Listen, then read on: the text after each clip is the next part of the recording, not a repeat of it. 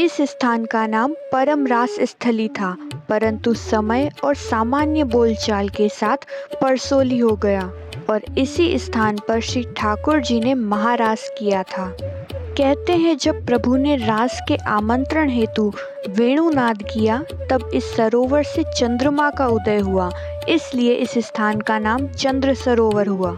यहाँ पर आचार्य श्री ने 7 दिन तक भागवत पारायण किया। तब वैष्णवों ने विनती करी, हे महाराज, इस स्थान पर कौन सी लीला हुई है, कृपा करके उसका वर्णन करिए। तब आचार्य श्री ने सभी को रास लीला का वर्णन करते हुए प्रभु की रास लीला के अलौकिक दर्शन करवाए। इसी स्थान पर सूरदास जी ने आश्रय पद दृढ़ इन चरणन केरो भरोसों की रचना की। जब आचार्य श्री यहाँ पर भागवत पारायण कर रहे थे तब एक वैष्णव ने पूछा, हे महाराज, गिरिराज जी का स्वरूप क्या है और इन नेत्रों से गिरिराज जी के दर्शन किस प्रकार से करें। तब आचार्य श्री ने कहा कि यदि कोई निरंतर 3 बार गिरिराज जी की परिक्रमा करे तो उसे गिरिराज जी के आदिदेविक स्वरूप के दर्शन होते हैं। उन वैष्णव ने जब यह सुना तब वे श्री गिरिराज जी की 3 परिक्रमा करने निकल पड़े। मार्ग में उन्हें श्वेत सर्प के दर्शन हुए, तब वे भय के मारे आगे बढ़ गए। आगे बढ़े तो एक ग्वाल दिखाई दिया। तब उस ग्वाल ने उस वैष्णव से कहा, आगे जरा संभल कर जाना, मुझे एक सिंह दिखाई दिया था।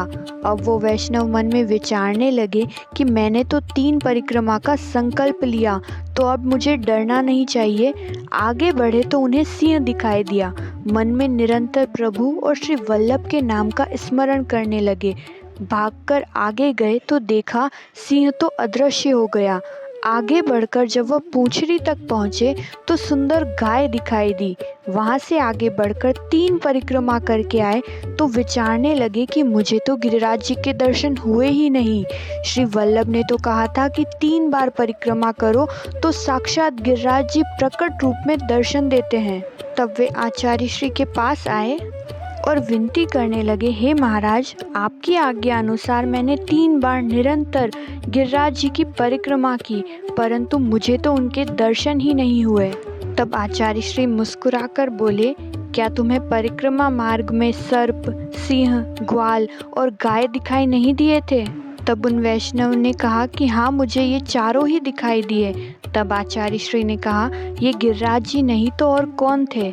तब आचार्य श्री ने आज्ञा करी कि यदि कोई व्यक्ति ठाकुर जी के प्रकट रूप में दर्शन करने का अधिकारी नहीं है तो स्वयं ठाकुर जी भी सामने आ जाए तब भी वह उन्हें पहचान नहीं पाएगा। जीव का जितना अधिकार हो उसे उतना ही प्राप्त होता है। तुम प्रकट दर्शन के अधिकारी नहीं थे, इसलिए 4 बार भी स्वयं गिरिराज जी तुम्हारे सामने आए, परंतु तुम उन्हें पहचान नहीं पाए।